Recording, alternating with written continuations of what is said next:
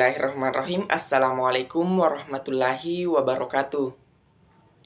Perkenalkan, nama saya Herdian Erlangga, NIM 2106085000009, dari Prodi Pendidikan Antropologi, Fakultas Ilmu Sosial dan Hukum, Universitas Negeri Makassar.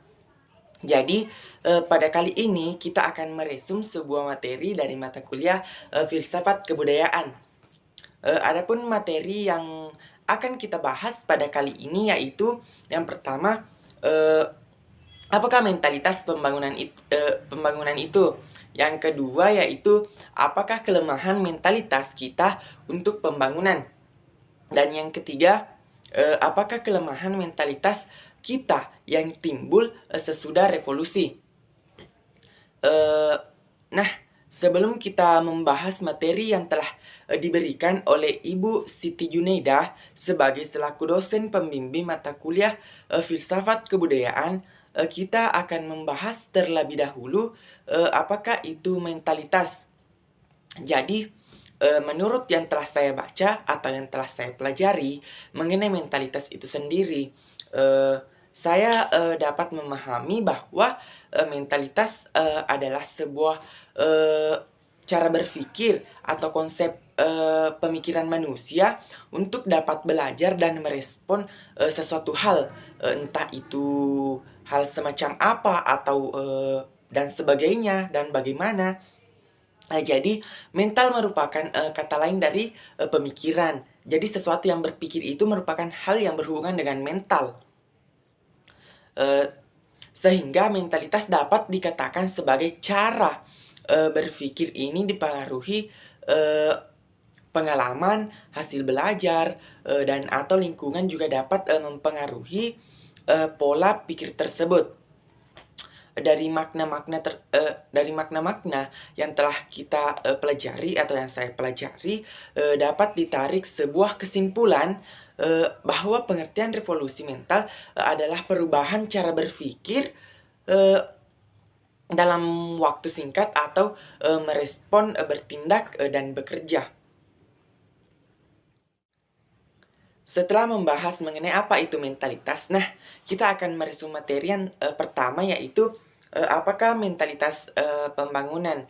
Jadi dijelaskan bahwa model masyarakat yang sekarang telah maju. Dalam materi ini juga menjelaskan bahwa kita tidak dapat meniru model masyarakat Jepang karena adanya perbedaan lingkungan, komposisi penduduk, warna kebudayaan, sistem nilai budaya, dan adanya perbedaan agama di negara kita dengan negara Jepang. Jadi untuk itu kita susah untuk meniru perlakuan yang dilakukan oleh masyarakat Jepang itu sendiri karena dari sistem budaya kita itu sudah berbeda dan banyak perbedaan yang terjadi antara Indonesia dengan Jepang.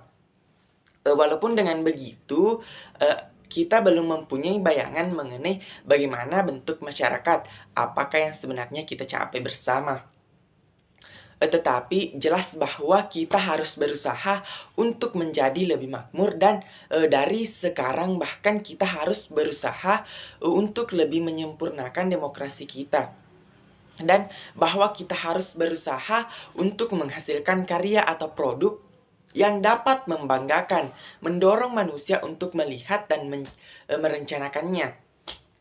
Suatu nilai budaya yang perlu dimiliki oleh banyak manusia di Indonesia atau masyarakat di Indonesia dari semua lapisan masyarakat adalah nilai budaya yang berorientasi ke masa depan. Mengapa nilai budaya yang berorientasi ke masa depan? Demikian dikarenakan nilai budaya seperti ini akan membawa manusia untuk merencanakan kehidupannya di masa depan nanti. Dalam materi ini juga kita dapat menyimpulkan bahwa suatu bangsa yang hendak mengintensifkan usaha untuk pembangunan harus dengan usaha agar banyak dari warganya lebih memilih tinggi orientasi ke masa depan dan demikian bersifat hemat untuk bisa lebih teliti memperhitungkan hidupnya di masa depan, lebih menilai tinggi hasrat eksplorasi untuk mempertinggi kapasitas berinovasi, sehingga pada akhirnya menilai tinggi mentalitas berusaha atas kemampuan diri sendiri, percaya kepada diri sendiri, disiplin murni, dan bertanggung jawab atas diri sendiri. Adapun materi kita yang kedua, yaitu apakah kelemahan dari mentalitas kita untuk pembangunan itu sendiri.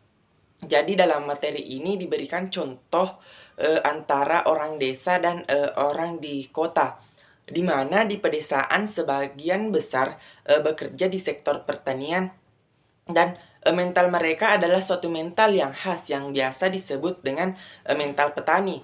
Dan sebaliknya di perkotaan, sebagian besar orang bekerja sebagai buruh, pedagang, usahawan, dan pegawai.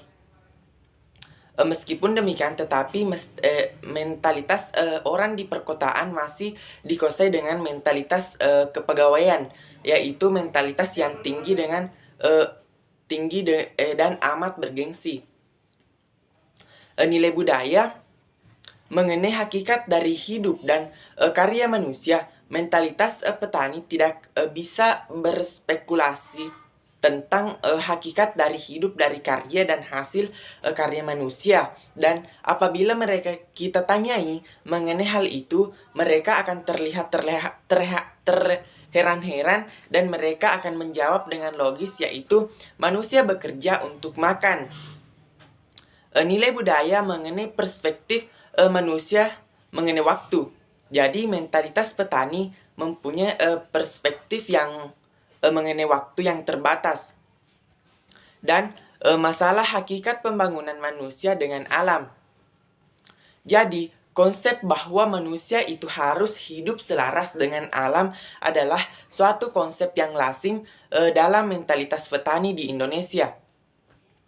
Jadi nilai budaya ini berhubungan manusia dengan sesamanya. Manusia itu tidak dapat berdiri sendiri dan harus hidup dengan adanya bantuan orang lain, dan merupakan makhluk sosial yang harus berdampingan dengan manusia lain sehingga dapat hidup dengan selaras dan sejahtera. Sehingga proses kehidupan antar sesama manusia ini dapat berjalan dengan semestinya dan dapat berjalan atau hidup dengan berdampingan. Adapun materi kita yang ketiga, yaitu apakah kelemahan dari mentalitas kita yang timbul sesudah revolusi.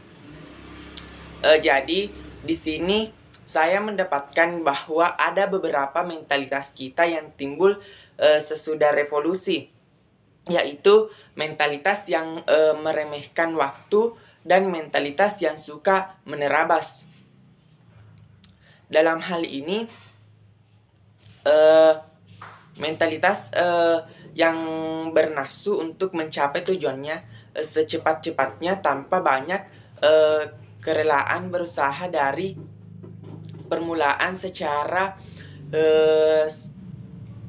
selangkah demi selangkah. Sehingga dalam mentalitas ini kita memiliki sifat terburu-buru atau sifat yang tergesa-gesa dan tanpa mempertimbangkan hasil yang akan kita dapat.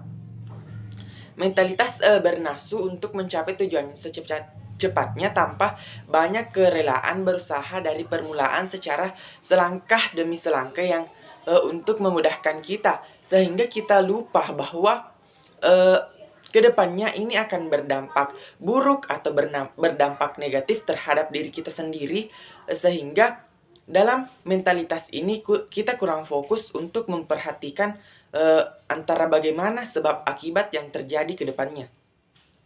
Demikian itu mungkin yang sempat saya sampaikan mengenai materi kita, mengenai konsep mentalitas. Demikian, Assalamualaikum warahmatullahi wabarakatuh.